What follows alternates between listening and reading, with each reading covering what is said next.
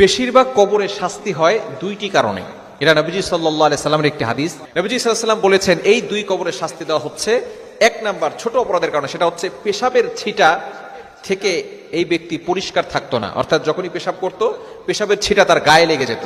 পেশাবের ছিটা যদি আপনার গায়ে লেগে যায় তাহলে কিন্তু আপনার শরীর নাপাক হয়ে যাবে। এবং দ্বিতীয় নাম্বার যে ব্যক্তিকে আযাব দেওয়া হচ্ছিল সেই গুনাহটা হচ্ছে, অপরাধটা হচ্ছে চগলখড়ি করা, অর্থাৎ একজনের কথা আরেকজনের কাছে গিয়ে লাগানো। এরকম কিছু মানুষ সমাজে আছে না নাই? এটাকে বলা হয় চগলখোর। নবী সাল্লাল্লাহু আলাইহি ওয়াসাল্লাম জানিয়ে দিয়েছেন লা ইয়াদখুলুল জান্নাতা কাত্তাত, চগলখোর কখনো জান্নাতে যাবে না, চগলখোর কখনো বেহেশতে যাবে না। যারা চগলখড়ি করবে তারা অবশ্যই আল্লাহর কাঠগড়ায় জবাবদিহি করতে হবে।